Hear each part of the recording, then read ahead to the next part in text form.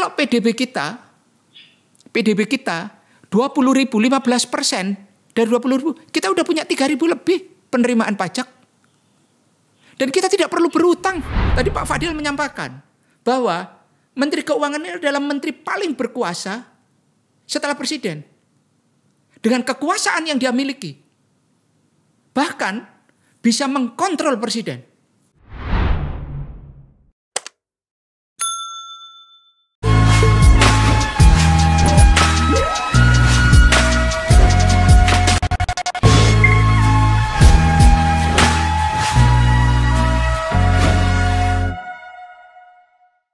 Beginilah situasi kita.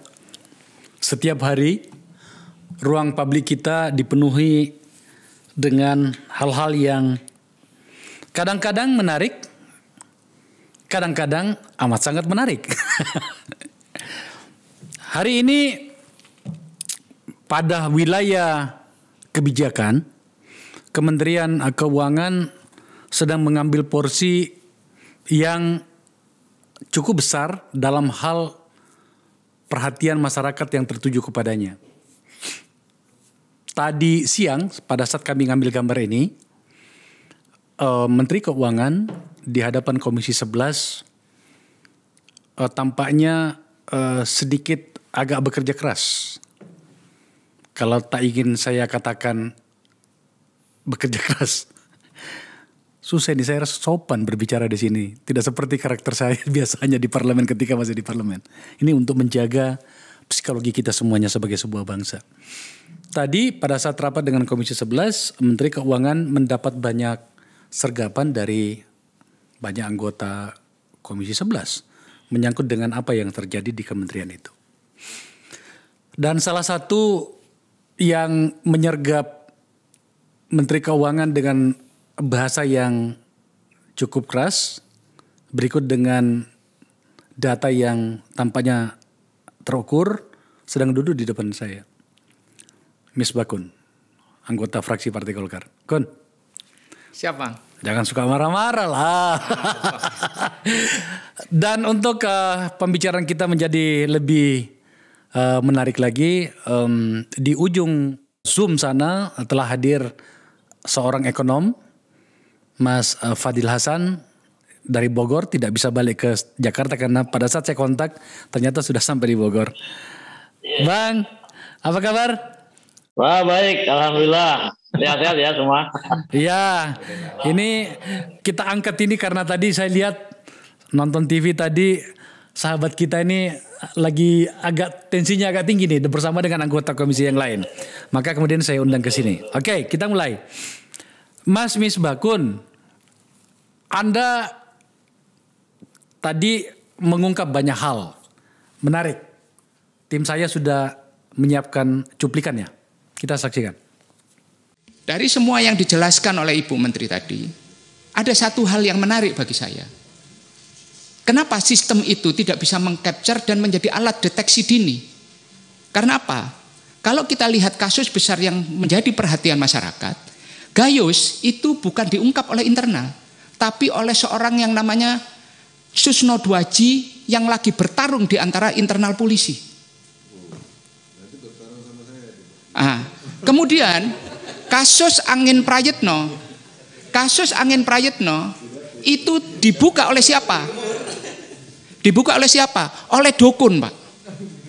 Dukun karena apa? Angin mengalihkan hartanya kepada orang lain, kemudian dia memakai jampi-jampi, menebarkan garam di rumah orang yang dijadikan proksinya. Untuk apa? Supaya dia berbalik kepada Angin supaya hartanya Angin tidak hilang. Dukun, Pak. Kemudian kasus RAT ini terbuka. Karena apa? Karena media sosial membuka kasus penganiayaan oleh anaknya. Kemudian saya tambahkan ada kasus ekspor impor kepabeanan soal tekstil. Yang mengungkap siapa, Pak? Kejaksaan Agung. Kemudian ada pesta narkoba di Pulau Seribu oleh pegawai Kementerian Keuangan. Saya tidak menyebutkan direktoratnya. Yang mengungkap polisi. Bukan kasus internal. Saya ingin tahu Bu, ini untuk memberikan deteksi dini yang ideal seperti apa? Apa kesalahan RAT dalam kasus ini? Apa kesalahannya? Sehingga dalam waktu cepat ibu memutuskan dia kena internal.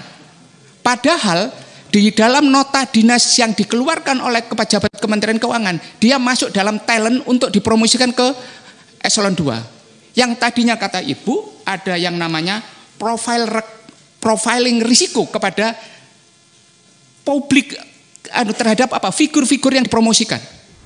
Apa yang kurang dari data ini? Dengan seluruh 30 tadi undang-undang yang ibu sebutkan, dengan segala kekuasaan ex officio yang dimiliki, di OJK punya, LPS punya dan sebagainya, apa yang membuat kekuasaan ini kurang ibu miliki sehingga deteksi dini ini tidak berjalan? Ada kasus rekening gendut di pajak, tidak punya di kepolisian aja. Apakah ibu pernah melakukan profiling terhadap rekening gendut tahun 2003 sampai 2011 di Direktorat Jenderal Pajak? Yang belum dibuka ini adalah aib kita aja. Itu. Karena kemurahan Tuhan, Allah Subhanahu wa taala, sehingga aib kita dijaga dan kemudian aib orang yang dibuka. Mic ini Bu dan meja ini jadi saksi. Saya pernah menanyakan kasus soal angin di ruangan ini. Soal kasus tekstil. Dan nggak dijawab oleh Ibu. Kasus BLBI juga nggak dijawab. Ini kan berkaitan dengan kinerja kelembagaan yang Ibu pimpin. Saya ingin tahu, Bu, karena pasal di dalam undang-undang KUP ada yang namanya dijamin kerahasiaan wajib pajak. Di dalam press conference itu saya ingin mengklarifikasi ini, Bu. Ibu menyampaikan inisial wajib pajak, menyampaikan mengenai isi inisial PT-nya, terjadi perbedaan omset antara SPT dengan laporan keuangannya. Laporan data perbankan yang ada di PPATK, maaf. Apakah dibolehkan?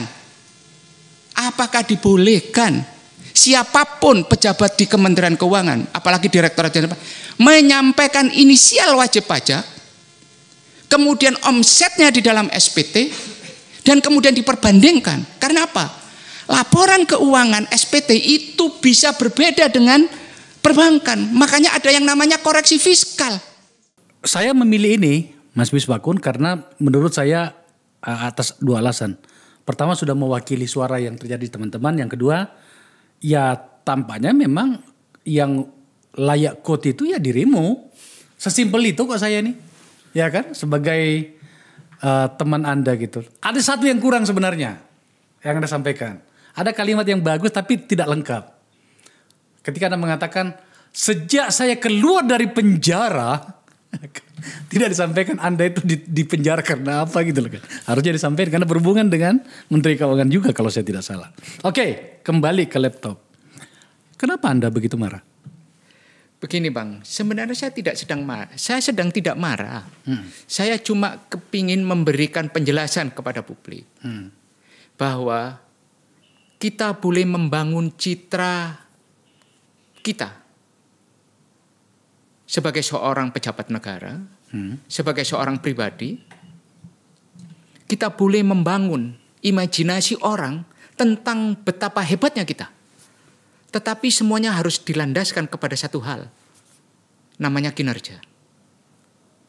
Anda ingin mengatakan bahwa Kementerian Keuangan dan dalam hal ini adalah Menteri Keuangan Sri Mulyani Indrawati yang sering Anda sebutkan Menteri Keuangan terbaik sedunia tetapi tidak berkinerja hingga kemudian membangun persepsi aja.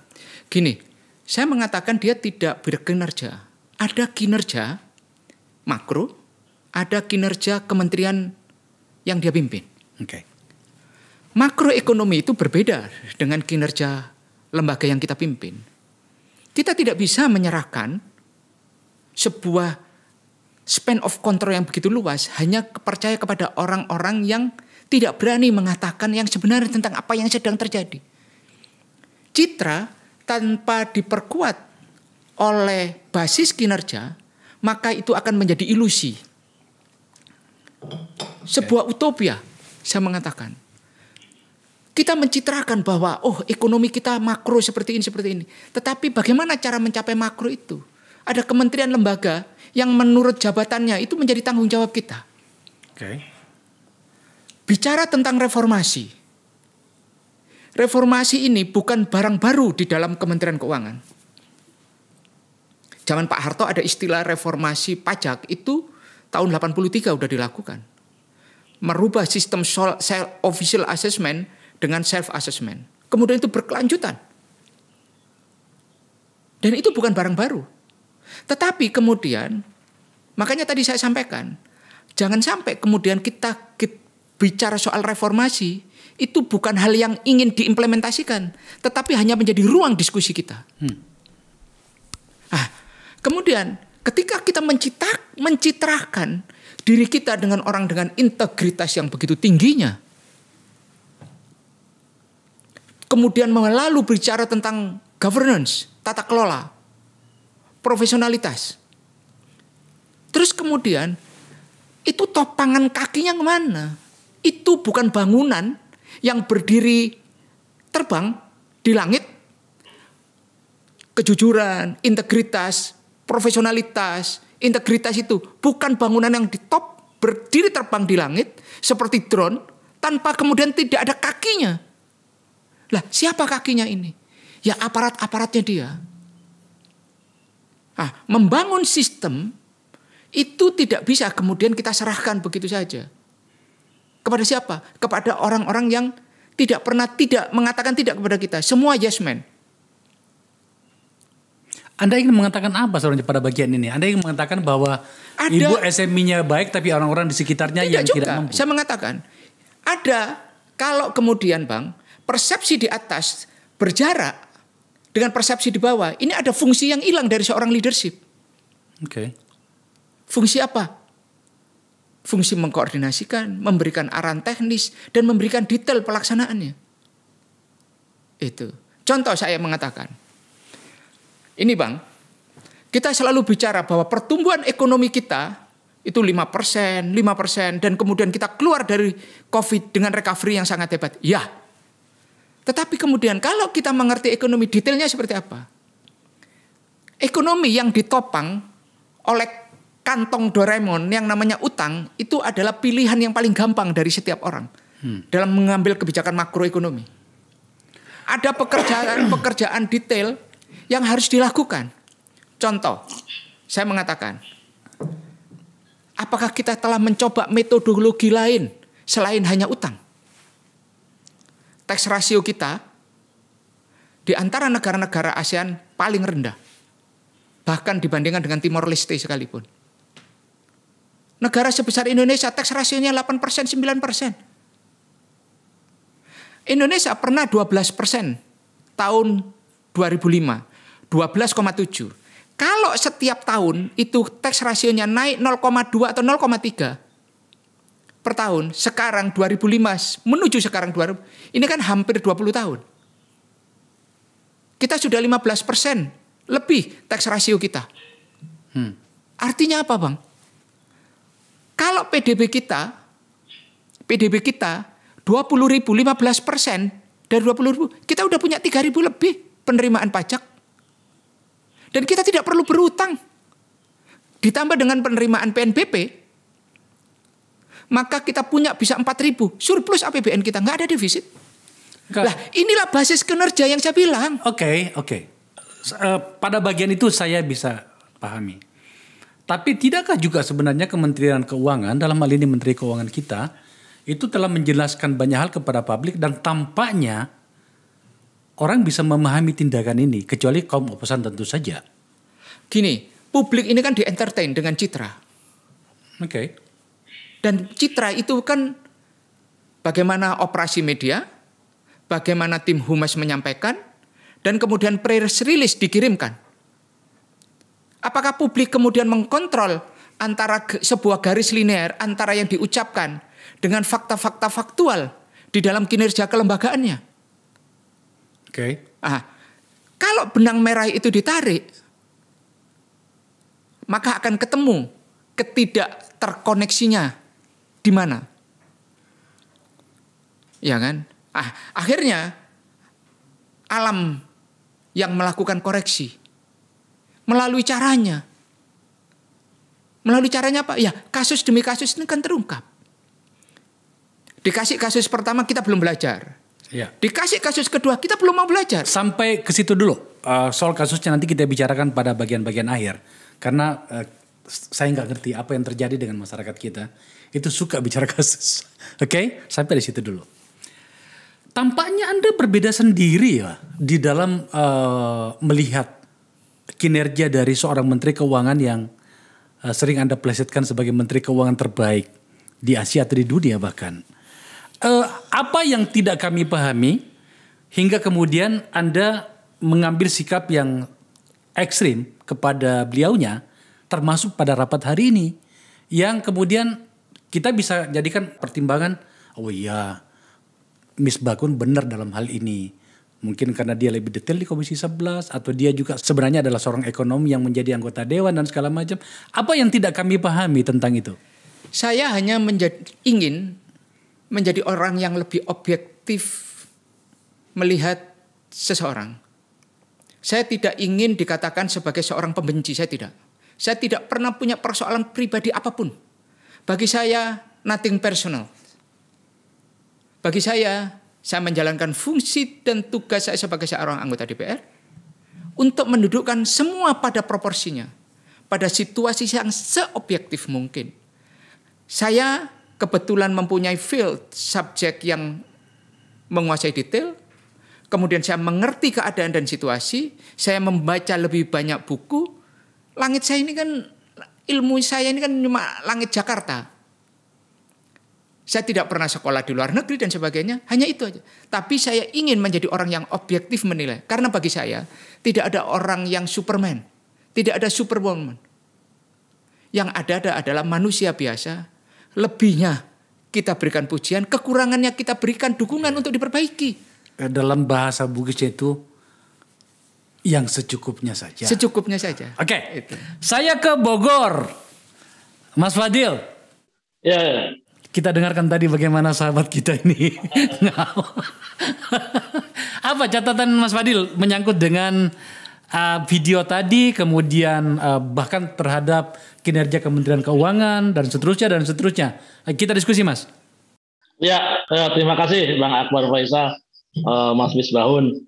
Jadi saya ini mungkin sebagai orang awam gitu ya, tidak ingin memposisikan sebagai ekonom yang yang mengetahui banyak tentang berbagai isu, atau ini sebagai orang mewakili masyarakat saja gitu loh ya, suara masyarakat gitu, melihat berbagai kejadian atau peristiwa yang terjadi beberapa minggu terakhir ini ya, terutama kaitannya dengan jadi Kementerian Keuangan ini. Jadi saya ingin memberi catatan sebagai berikut ya. Yang pertama bahwa peristiwa-peristiwa yang beruntun ini ya, sampai kemudian terakhir kasus mobil Alphard-nya Menteri Keuangan misalnya masuk ke apron bandara dan seterusnya, itu menurut saya itu merupakan akibat dari adanya suatu kewenangan ya yang terlalu luas ya dan besar yang dimiliki oleh Kementerian Keuangan di dalam pemerintahan ini gitu, ya kan. Jadi kan selama ini kita melihat bahwa Kementerian Keuangan ini bertanggung jawab atas penerimaan negara, kemudian pengeluaran, bahkan misalnya terkait dengan biaya cukai gitu kan,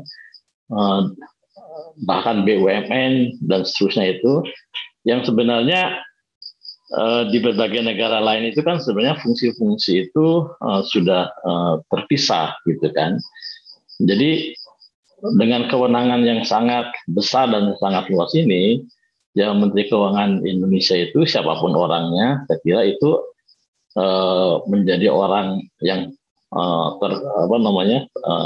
terkuat ya, nomor 2 mungkin setelah presiden gitu, ya kan.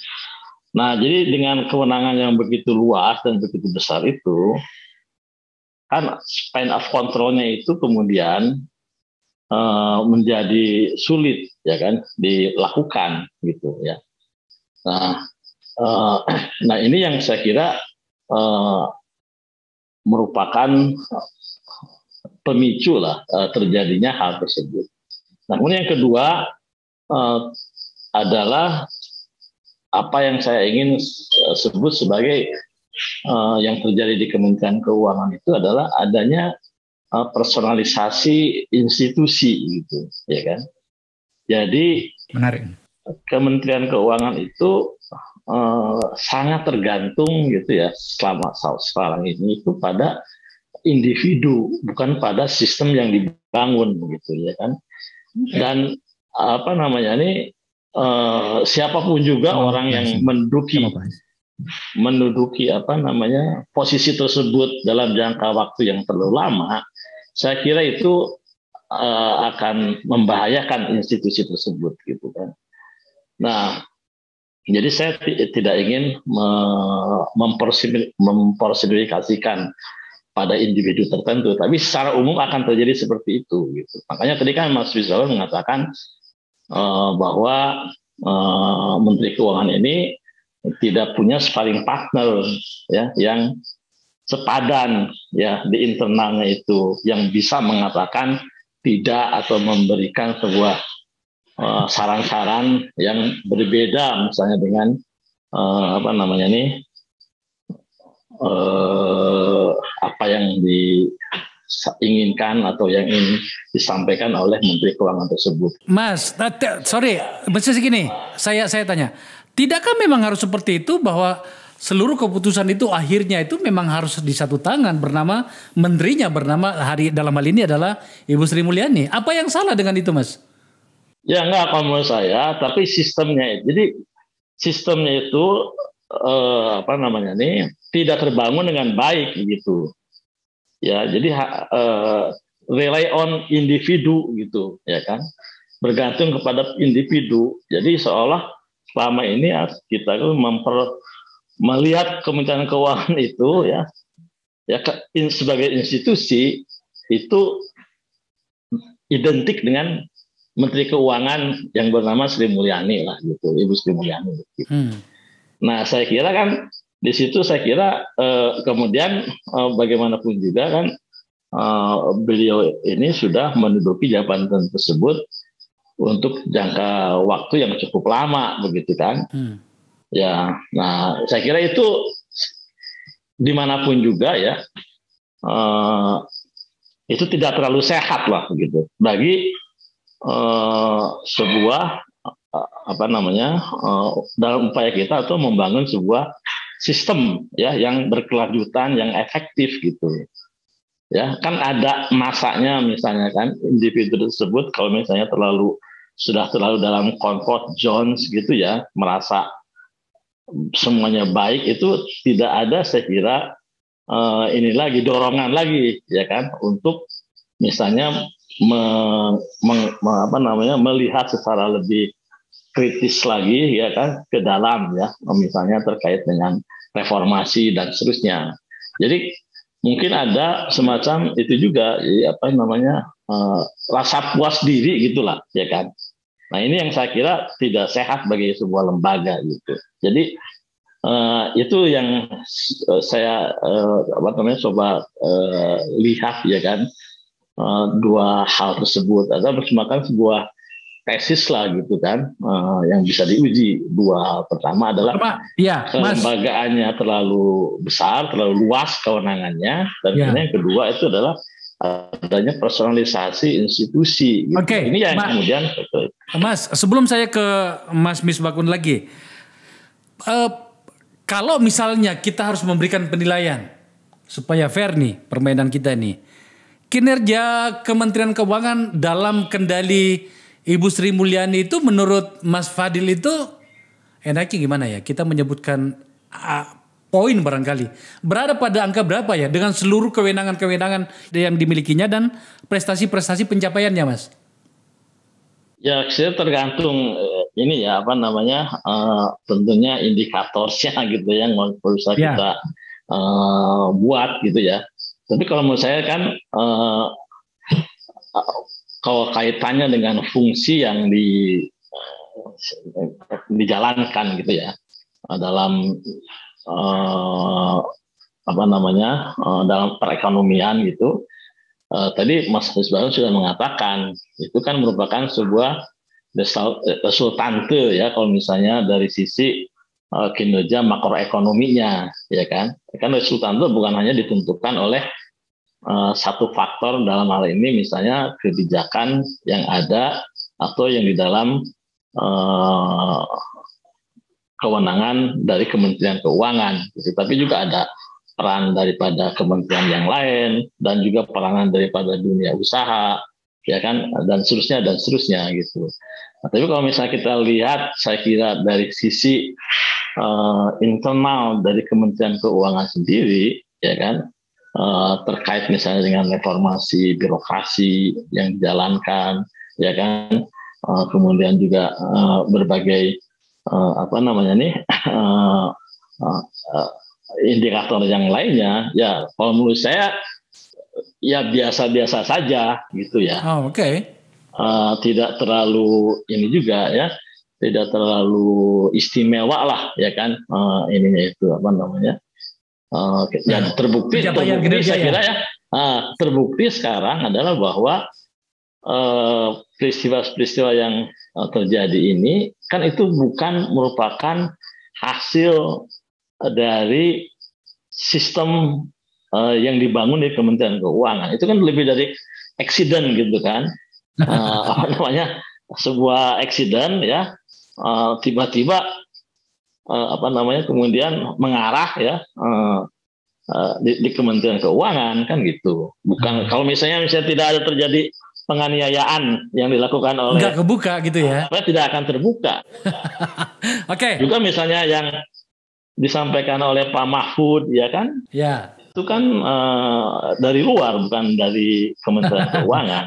Oke. Mas, saya ke Mas Misbakun. Ini menarik loh. Iya. Yang disampaikan Mas Fadil nih, bahwa ini risiko apabila kemudian kinerja dan performa secara kelembagaan itu terinstitusionalisasi pada personal. Apa catatan Mas Misbakun? Apa yang disampaikan oleh Pak Fadil Hasan sangat objektif. Oke. Sedang selama ini dibangun sebuah mitos seakan-akan Kementerian Keuangan itu kalau tidak dipimpin oleh seorang Sri Mulyani, orang lain tidak akan bisa. Oke. Dibangun mitos itu. Dan ini dibangun, citra itu dibangun untuk itu loh. Itu. Kalau bukan dipimpin oleh seorang Sri Mulyani, maka kementerian ini tidak akan bisa. Itu. Makanya upaya-upaya sejak dulu memasukkan Sri Mulyani di dalam Kementerian Keuangan itu bukan menjadi agenda 1-2 orang, tapi menjadi sebuah agenda kepentingan besar. Wow, menarik nih. Sebuah kepentingan besar. Oke. Kepentingan besar. Dan citra itu dibangun. Dan ini bukan pekerjaan seorang Sri Mulyani semata. Kelompok, bisa kelompok alumni, bisa kelompok kepentingan, bisa kelompok geopolitik yang ingin menguasai apa? Ya menguasai Indonesia. Dalam apa? Ya tadi saya sampaikan contoh. Membangun mitos itu, makanya saya sampaikan, membangun mitos itu dibangun seakan-akan yang ada adalah Superman, Superwoman. Ini pekerjaan individual, bukan pekerjaan tim. Padahal dunia modern, manajemen yang modern itu adalah bukan Superman, bukan Superwoman, tapi super team. Oke. Ya kan? Setiap orang bekerja menurut potensi kelebihan yang dimiliki, melengkapi yang lainnya yang mempunyai potensi dan kelebihan di bidang yang lain, dan mereka menjadi sebuah tim yang solid. Mas, coba entar. Saya tuh mendengar beberapa informasi dari dalam kementerian internal gitu, bahwa mereka solid kok. Solid bagi orang luar. Oke. Coba. Kemudian perhatikan apa yang terjadi di media sosial. Mereka berantem antar mereka. Seperti apa coba? Coba, apa yang diungkap di media sosial itu, contoh di Twitter, itu kalau bukan bocoran dari internal, siapa yang membocorkan? Oh, yakin seperti itu? Saya yakin tuh. Foto-foto bisa keluar seperti itu seperti apa? Foto-foto itu bisa keluar seperti itu seperti apa? Foto yang mana nih? Ya banyak hal lah itu. Kalau yang di bandara kan itu Ibu Sri Mulyani yang dijemput mobil di apron bandara. Itu kan kalau nggak salah itu di akunnya Mas Peter Gonta kan? Iya. Pak Peter kan sebelum Pak Peter posting kan juga ada postingan dari yang tempat lain gitu. Oke. Dan kemudian beredar banyak hal yang lain-lain dan sebagainya. Lah, saya sebenarnya ingin menyampaikan sebuah pesan bahwa dibangun mitos itu. Dibangun personifikasi institusi. Itu. Coba Bang, ini saya tadi bicara soal tax ratio. Ya kan? Tax ratio yang berjalan lambat. Coba Abang perhatikan bagaimana cukai dengan tarif cukai rokok. Agenda siapa yang berjalan? Ya kan? Agenda siapa yang berjalan? Siapa yang berjalan? Framework Convention on Tobacco Control. Seakan-akan isu rokok itu hanya isu kesehatan.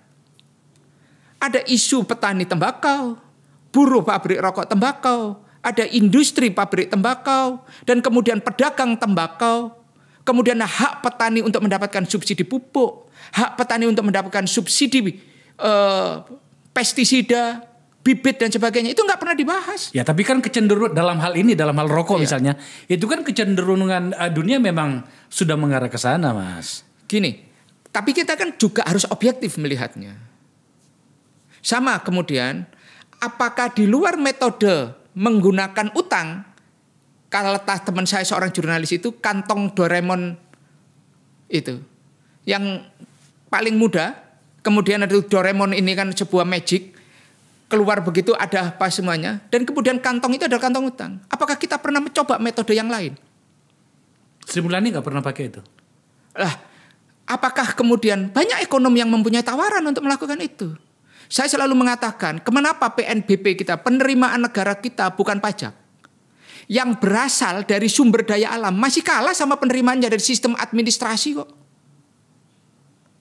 Loh, kita yang katanya negara yang sumber daya alamnya itu kaya, emas, batu bara, ya kan, nikel, penghasilannya kalah masa sama penerimaannya kampus, pendaftaran mahasiswa, PNBP-nya. Oh ya. Loh, sistem apa? Saya pernah mengusulkan pada saat pembahasan undang-undang penerimaan negara bukan pajak. Enggak Kan PNBP kita itu kan berasal dari 3. Sumber daya alam, kekayaan alam yang dipisahkan, dan sistem administrasi negara. Orang ngurus SIM, ngurus paspor, ngurus apa, itu menjadi penerimaan. Lebih besar ngurusin ini. Kalau begitu, lebih baik kita bikin birokrasi yang ruwet, supaya kita dapat penerimaan negara, daripada ngurusin sumber daya alam. Oke. Loh, betul loh, ini serius loh. Itu saya sampaikan. Saya serius juga, ketawa karena serius. Gitu. Loh, ini pernah saya sampaikan. Loh, kita ini seperti itu. Pernah tahun 2018, saya berdebat panjang pada saat penentuan asumsi makro. Kenapa? Kemudian pemerintah mengatakan dengan sangat bangganya bahwa penerimaan negara bukan pajak itu naik. Bukan karena effort. Karena apa? Harga minyak yang naik, kemudian kita memberikan asumsi nilai tukar yang rendah sehingga penerimaannya karena selisih kurs. Tapi itu dibanggakan seakan itu sebagai sebuah prestasi pencapaian. Ternyata karena selisih kurs. Karena kita menetapkan terlalu rendah. Saya pengen mendengarkan suara lain menyangkut ini. Bentar. Ya. Mas Fadil. Halo. Apa catatan menyangkut yang tadi nih? Ini menarik nih dari Mas Mimi Sembako nih. Iya, saya kira kan itu kaitannya ada dengan kebijakan ya atau regulasi itu sendiri ya yang terkait dengan SDA misalnya, penerimaan negara dari SDA itu ya kan. Dan kita tahu kan regulasi undang-undang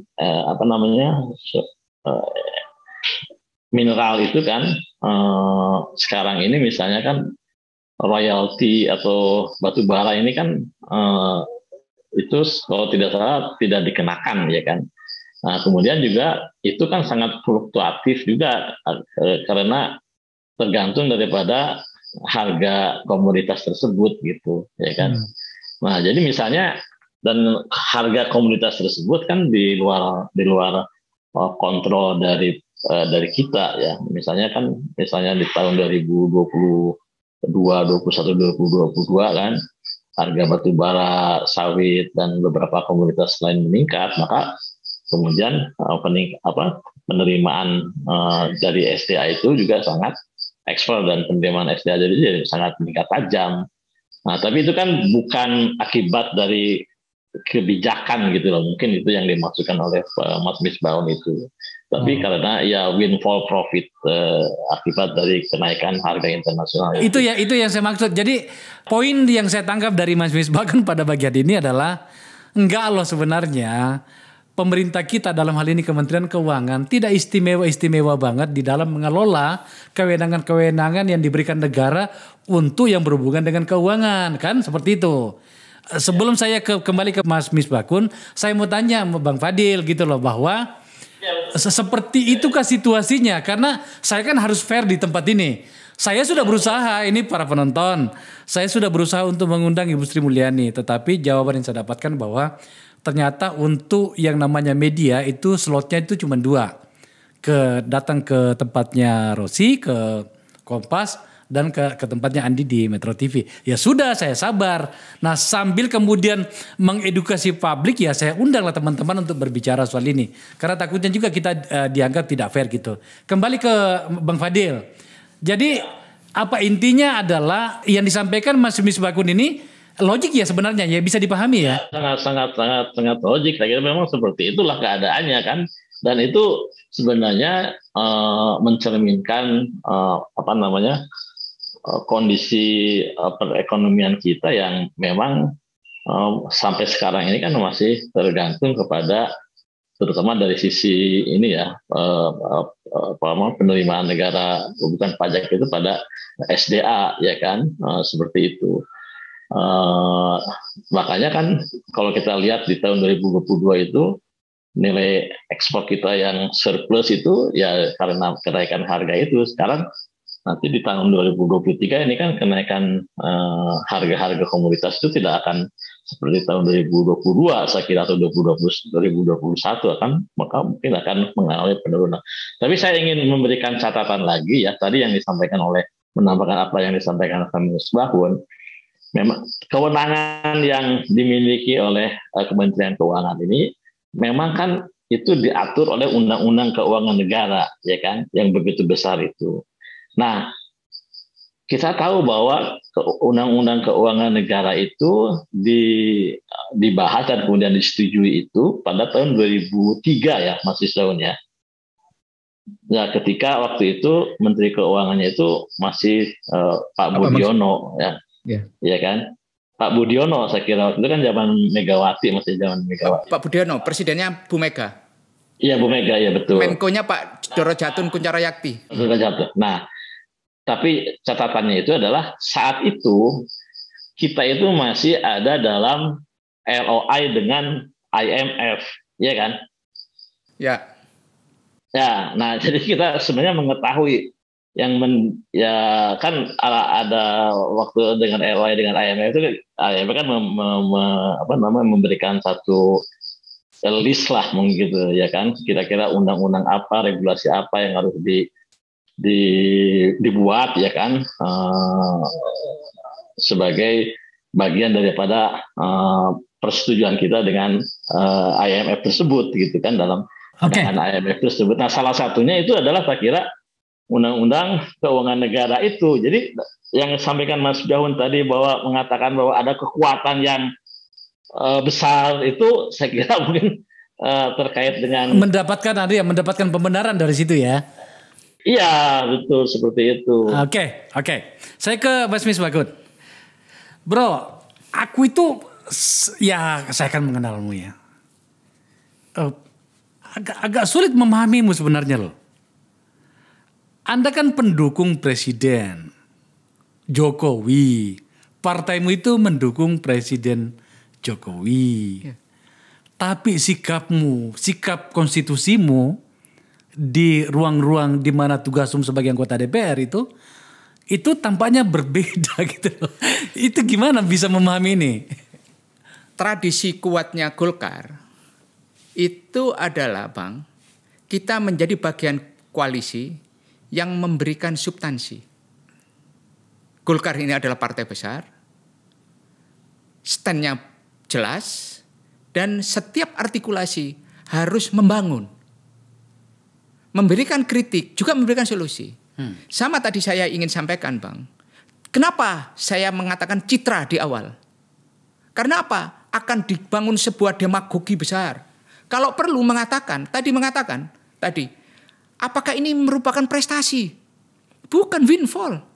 Harga komoditas yang naik dan sebagainya. Terus kemudian datang kita, oh itu karena saya.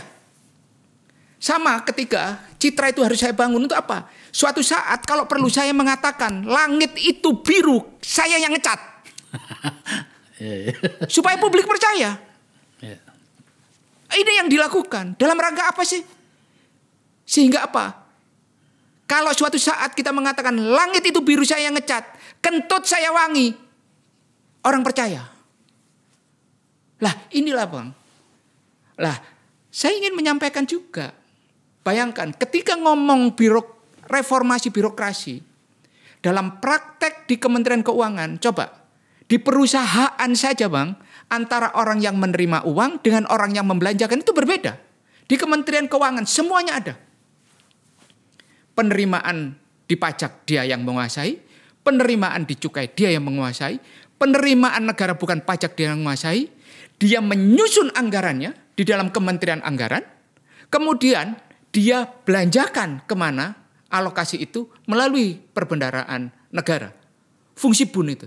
Dan praktek ini di Amerika sudah tidak ada. Iya, tapi kan itu undang-undang, Mas. Gini. Dia mau, Ibu Sri Mulyani mau bikin apa? Dia akan mengatakan, saya diperintah oleh undang-undang. Contoh tadi yang disampaikan.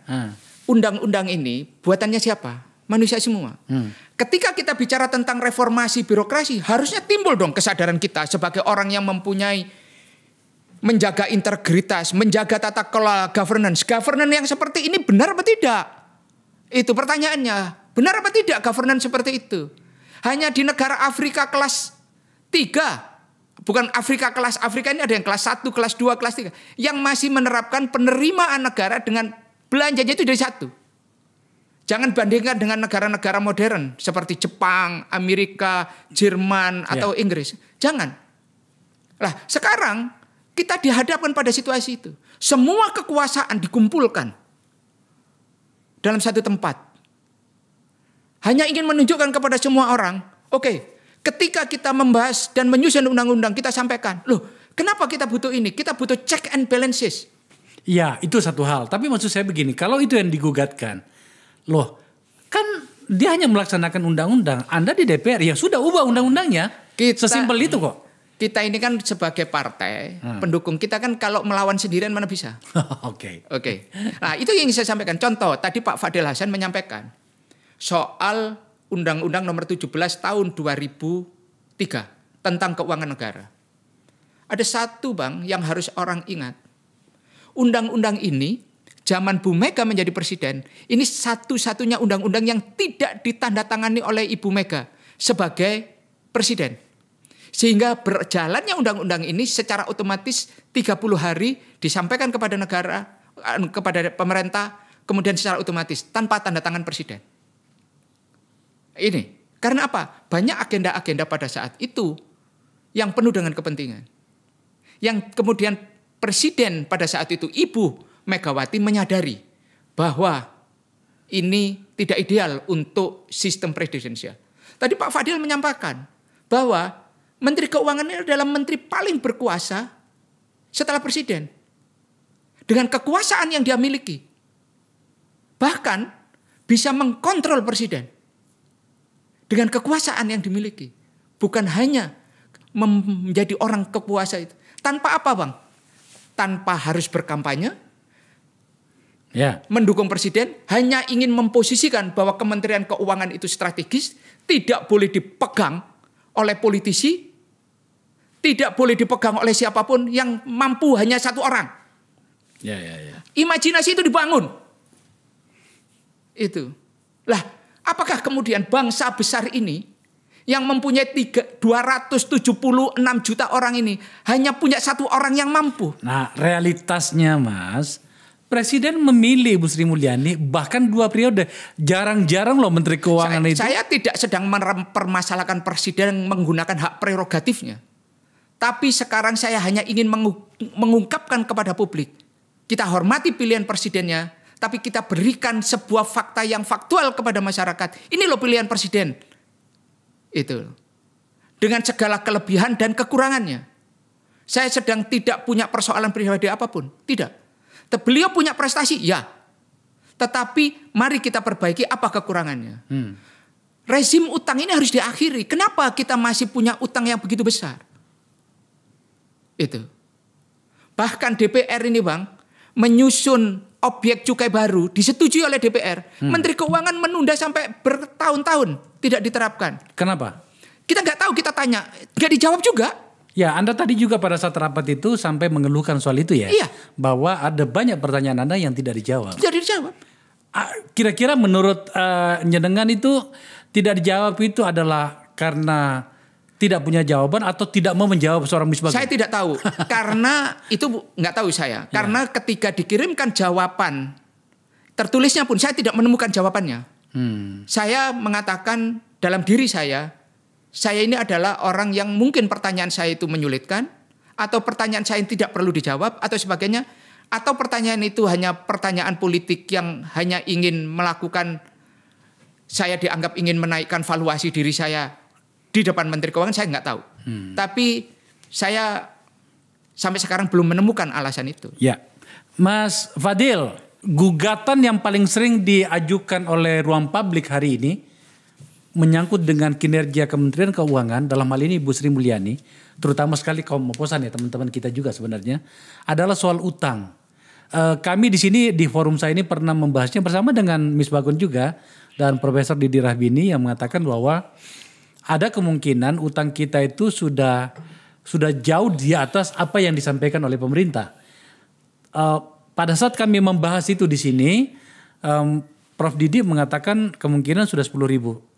Ndilalah beberapa bulan setelah itu justru Mas Misbakun mengatakan, nanti akan saya tanyakan juga kepada beliau di tempat ini, bahwa sebenarnya realitasnya itu sudah lebih dari situ. 2 pertanyaan saya kepada Mas Fadil. Pertama adalah berapa sih sebenarnya jumlah utang kita? Yang kedua adalah apakah kita harus khawatir atau tidak? Karena suara dari pemerintah mengatakan sama sekali tidak masalah. Tetapi pada ekonom yang lain mengatakan harus khawatir. Apakah buku yang mereka baca itu berbeda atau gimana Mas Fadil? Ya, saya kira itu tergantung cara menghitung utang itu kan. Kalau misalnya dan indikator yang menunjukkan keamanan sebuah negara itu dalam berutang gitu kan. Ya. Nah, selama ini kan yang selalu kita gunakan itu adalah utang itu aman kalau rasionya terhadap PDB itu 60% gitu ya.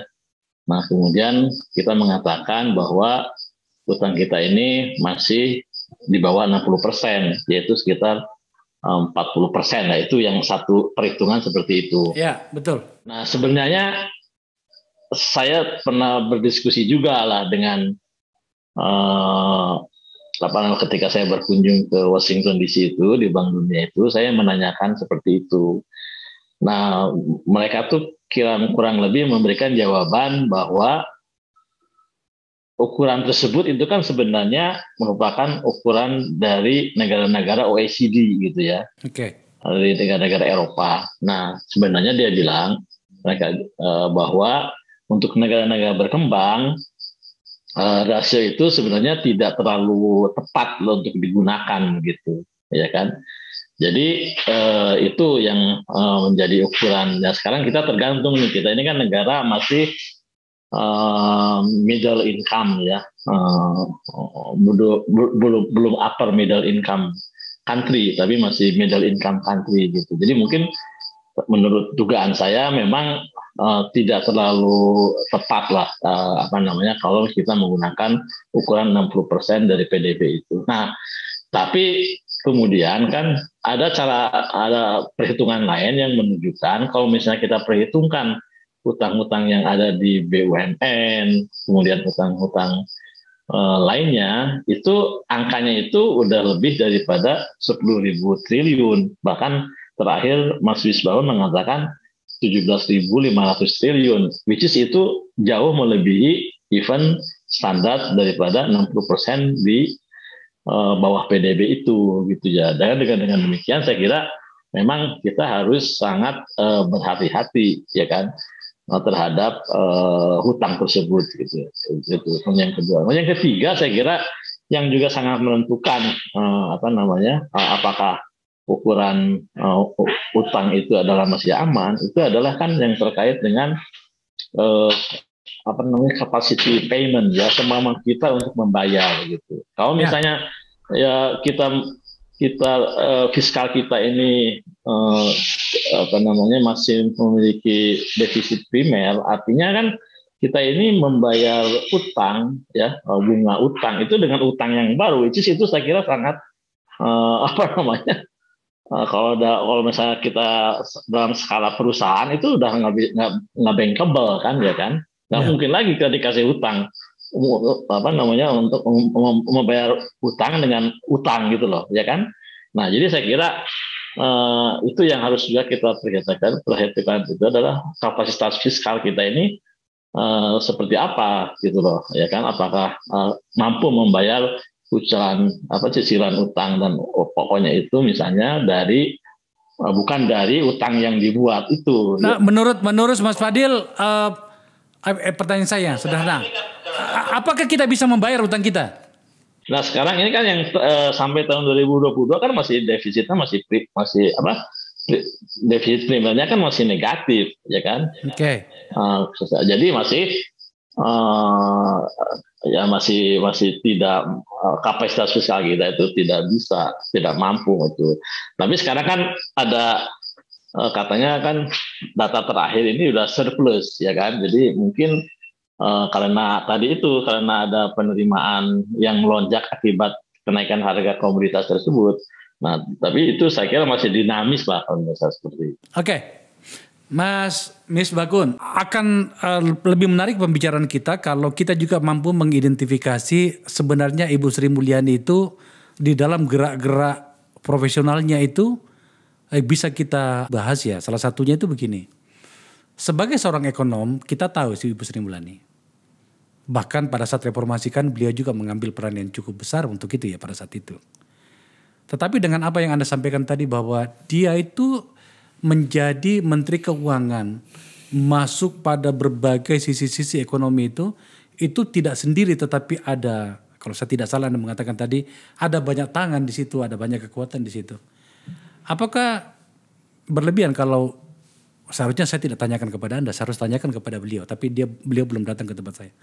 Tapi kepada Anda sebagai wakil rakyat, apakah berlebihan kalau kita membaca Ibu Sri Mulyani juga bahwa sebenarnya dia juga adalah manusia politik selain manusia ekonomi?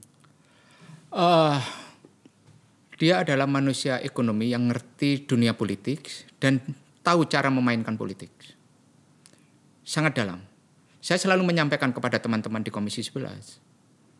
Ketika saya masih menjadi tukang bawa tas di DPR, sebelum tahun 2000 periode itu, dan sampai kemudian saya menjadi anggota DPR, Bu Sri Mulyani 2004 itu sudah jadi menteri. 2005 jadi Menteri Keuangan, menggantikan Yusuf Anwar. Dan kemudian Bang Akbar menyuruh Bu Sri Mulyani untuk kembali ke Bank Dunia tahun 2010 karena Bang Akbar bikin Senturi. Oke. Itu. Dan kemudian masuk lagi di tahun 2016. Apakah ini kemudian sebuah individual effort, sebuah langkah-langkah individual bahwa Republik ini butuh seseorang yang begitu hebatnya? Itu. Politisi ini kita tahu jalan ceritanya, Bang. Pada situasi yang seperti inilah kita kemudian menjadikan ini bahan diskusi. Ya kan? Bahan pembicaraan. Yang seperti keluar kalimatnya Bang Akbar tadi. Ekonom, politisi ekonom atau ekonom politisi. Lah, satu hal yang harus dipahamkan oleh publik bahwa ke depan tidak boleh dibangun sebuah mitos. Sepintar apapun, manusia ada batasnya. Sebodoh apapun manusia juga ada batasnya. Batasnya adalah nilai-nilai kemanusiaan. Menghargai orang lain, memberikan apresiasi kepada orang lain, tidak menistakan orang lain, menjadi pemimpin yang hadir di saat mendapatkan puja-puji, tapi juga hadir di tengah-tengah orang yang dia pimpin. Di saat dia terpuruk sekalipun. Panglima perang itu tidak hanya mendapatkan medali dengan glorifikasi, tetapi dia juga harus bertempur bersama-sama. Apa konteks dari pernyataan yang terakhir ini? Karena begini, jangan sampai kemudian pada saat anak buahnya dinista oleh manusia oleh warga negara yang lain, kemudian justru pemimpin ini menista bersama-sama anak buahnya kepada anak buahnya. Baru saja Kementerian Keuangan, khususnya Direktorat Jenderal Pajak, diakui prestasinya karena penerimaan tercapai, tapi pada saat berapa bulan kemudian karena kasus RAT, kemudian anak buahnya dikatakan mengkhianati dan sebagainya. Mengkhianati siapa? Iya, tapi tidak itu layak kalau memang ternyata si anak buah itu sendiri mengkhianati pekerjaannya dan institusinya. Begini Bang, mengkhianati itu untuk siapa? Itu. Kalimatnya harus dijelaskan. Jangan kemudian kalimat itu koma atau kita tidak berikan titik. Karena apa? Di balik kalimat itu ada warga di Kementerian Keuangan yang mempunyai kejujuran, pegawai Kementerian mempunyai kejujuran, dedikasi, dan kemudian pengorbanan yang luar biasa, yang citranya tidak seperti yang dikatakan itu. Iya, tentu saja kita paham bahwa tidak semuanya seperti itu. Tapi dalam kasus yang sedang kita bahas, siapalah namanya itu ya, itu kan Ibu Sri Mulyani itu bersikap itu terhadap anak buahnya yang memang sangat berlebihan itu. Berikutnya adalah kenapa yang mengatakan itu bukan sistemnya deteksi dini itu. Oke. Yang menemukan deteksi dini. Dan kemudian kita mengayun di antara opini-opini media sosial ini. Itu seakan-akan kemudian kita melepas tanggung jawab bahwa itu tanggung jawabnya. Sama Bang, saya memberikan analogi begini. Saya menanam sebuah pohon besar yang bernama Kementerian Keuangan. Saya memupuk di sana, saya siram air di sana supaya tumbuh subur. Berbuah 80.000 pegawai di sana. Ada yang busuk. Apakah kita tidak ikut menyiram buah itu? Tidak memupuk buah itu. Oke. Terus apakah kita mengatakan, buah busuk ini bukan karena karya saya?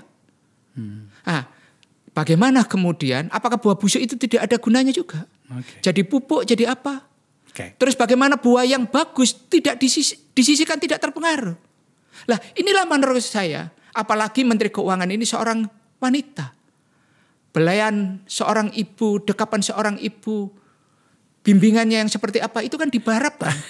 Tampaknya ini banyak yang mengeluh kepadamu ya dari internal ini ya? Iya. Iya? Iya. Oh, oke. Karena mereka banyak sahabat-sahabat. Saya selalu mengatakan kepada mereka, jangan cuma dipuji oleh mereka karena prestasinya, tapi jangan juga mereka diludahin ketika ada yang melakukan kesalahan. Mas, saya memilih Bang untuk membela teman dan sahabat saya yang memilih berkarir dan berdedikasi kepada pengabdian kepada negara. Ya, saya tidak mau mereka diludahin mukanya. Kalau itu sih kita terima itu. Tapi maksud saya adalah kalau memang ternyata ada buah yang busuk dan benar-benar ada, itu harus kan disisihkan. Iya, disisihkan dan sudah dilakukan. Iya, dilakukan. Ya, tapi kemudian tidak bisa kita mengatakan bahwa buah itu bukan lahir dari pohon ini. Oke. Terakhir. Benar, Ibu Sri Mulyani kemarin pengen menjadi atau berniat atau bagaimana? Saya butuh kepastian karena saya tidak pernah dengarkan Ibu Sri Mulyani mengatakan mau menjadi gubernur BI. Itulah hubungannya tadi dengan manusia politik itu tadi. Saya pengen tahu hubungannya saja. Saya mendengar rumor dari banyak tempat. Tentunya dari tempat ini dari lembaga, juga dari orang yang ada di lembaganya. Berarti dari banyak tempat ini menyangkut lembaga dan orangnya. Dan memang sangat serius bahwa keinginan untuk menjadi gubernur Bank Indonesia. Apa salahnya kalau dia menjadi gubernur Bank Indonesia? Nggak ada yang salah. Nggak ada yang salah. Dan menurut saya Bu Sri Mulyani termasuk orang yang sangat pantas menjadi gubernur Bank Indonesia. Itu. Tapi apakah nggak ada orang lain? Kok semua jabatan pengen dipegang sendiri gitu. Itu. Iya. Itu. Bosan di sini, pengen pegang di sini. Bosan di sini, pegang di sini. Itu. Apa ya? Anda ini mengatakan apa sebenarnya? Saya begini Bang. Republik ini harus diberikan kepada orang yang berbeda untuk memberikan perspektif yang berbeda. Untuk menunjukkan bahwa bangsa ini bangsa yang beragam. Mempunyai banyak kader-kader. Iya. Anak muda yang perlu diberi kesempatan. Salah satunya mungkin Bang Fadil ya? Bang Fadil. Saya bilang. Mas Fadil. Itu. Ini ada usulan dari Mas Misbakun itu ya jangan bawa Sri Mulyani semuanya. Salah satunya kan Mas Fadil Hasan ini ya. Kalau itu lebih tepat Mas Misbakun sendiri sebenarnya. Dia lebih muda, kalau saya kan lebih tua dari Bu Sri Mulyani. Saya tahu tempat saya di mana yang baik. Loh, gini Bang, saya ingin menyampaikan jangan kekuasaan itu dibagi di inner circle-nya. Ya, saya setuju kalau itu. Jangan dibagi di inner circle. Kita perlu orang yang berbeda. Termasuk di lingkaran kita nol sendiri. Jangankan kita ngomong ring 1, ring 0. Ring 0 ini kan kita mengatakan kalau kita dalam sebuah kekuasaan. Tidak boleh ada beban psikologis. Kita menyampaikan sesuatu. Tunggu dulu, ini inner circle itu memang ada itu? Ya ada lah. Jelasin dong pada kita supaya Loh, kita tahu. contoh coba jabatan ini bergeser dari siapa ke siapa. Oh. Coba. Di mana misalnya? Contoh saja di mana? Contoh lah di Kementerian Keuangan. Saya nggak enak lah menyebut itu. Ada orang menduduki unit eselon 1 dengan pengalaman yang tidak pernah ada sebelumnya. Terus dia masuk. Oke. Hanya karena apa? Karena lembaganya pernah dia dudukin dan kemudian dari universitas yang sama dan sebagainya. Oke. Kalau ukuran ilmu dikatakanlah dulu mahasiswanya yang terbaik. Kita ini butuh seorang masih muda, Oke, nggak ada masalah. Saya jadi penasaran siapa sih? Nantilah saya kasih offline. Itu. Lah, gini, contoh. Ekonom Indef. Iya. Banyak yang sangat bagus.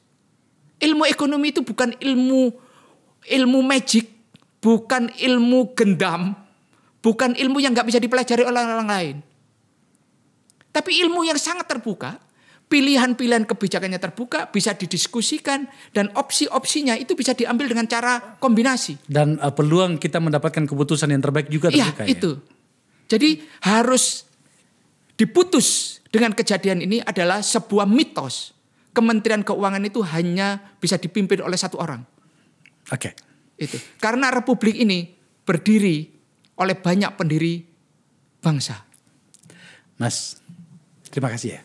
Makasih kembali Bang. Bang Fadil, saya ganggu malam-malam. Saya catatan saya terakhir itu adalah saya kira harusnya momentum tadi rapat dengar pendapat itu harusnya itu ada poin tentang diperlukannya reformasi Kementerian Keuangan ya secara lebih mendasar gitu. Misalnya yang terjadi yang menyangkut kewenangan yang dimilikinya. Oke.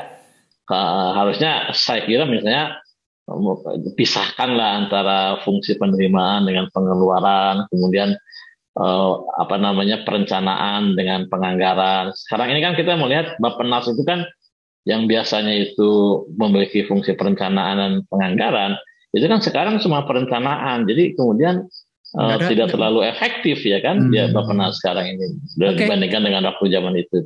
Jadi saya kira itu yang kita sayangkan sebenarnya. Jadi memang Pak Fadil itu forum politik itu. DPR itu forum politik. Makanya itu hanya Misbakun itulah yang saya kira mewakili aspirasi suara publik lah kan gitu kan. Oke. Bang Fadil, makasih ya. Sudah lama kita nggak ketemu. Iya, Mas Misbakun, makasih ya. Makasih Bang. Saya itu mau memujimu. Sudah lama saya simpen. Kita sudah berteman, ya baru kurang lebih sekitar 15 tahunan kita berteman. Tapi saya mau memujimu bahwa apa yang you tunjukkan pada performa parlemen itu membuat saya di grup kita mengatakan tampaknya kita tidak butuh 575 orang anggota DPR. Dengan kualitas seperti Anda, itu cukup 15 orang. Dan saya bisa menyebutkan orang-orang itu. Mas, ini kami sedang menyiapkan dan sudah melakukannya. Di forum saya ini identifikasi dan termasuk penyikapan dukungan kepada anggota-anggota DPR yang yang layak mewakili kita itu sudah mulai kami suarakan. Di PDP misalnya ada Adian Apitupulu, ya kan? Kemudian di Golkar ada Maman, ada dirimu, di Gerindra misalnya ada Ansilema dari NTT gitu. Tidak banyak, tidak perlu banyak untuk anggota DPR karena sejujurnya periodemu ini, periode yang sekarang itu membuat saya jadi bertanya-tanya, DPR itu kita perlukan nggak? Hari ini Anda menunjukkan lagi kepada kita bahwa memang ternyata kerja-kerja politik bernama anggota DPR itu butuh orang-orang yang tepat untuk itu. Sekali lagi terima kasih banyak ya Mas. Pemirsa, itu diskusi saya. Lagi-lagi saya mohon maaf, terutama kepada Ibu Sri Mulyani atau teman-teman di Kementerian Keuangan kalau saya dianggap tidak berimbang. Tapi saya sudah berkali-kali melakukannya. Saya pahamlah Anda sibuk. Tetapi ini ruang media sosial kita berkembang, ada yang namanya YouTube dan saya salah seorang pengelola dari YouTube itu. Mungkin barangkali sesekali kita perlu ngobrol di sini. Karena kenapa? Publik itu kadang-kadang menjadi bingung. Coba lihat, Kementerian Keuangan itu selalu masuk pada salah satu kementerian yang dianggap berprestasi baik dan segala macam. Tapi pada beberapa bagian dan hari ini kita lihat bahwa ternyata ada problem di dalam. Mas Misbakun di ruang parlemen sana tadi di Senayan telah membuka segalanya dan itu kemudian kita bisa jadi berdebat karenanya. Ruang ini atau podcast ini atau forum saya ini adalah bagian untuk mencerdaskan publik. Tidak lebih dari situ. Terima kasih telah menyaksikan acara ini.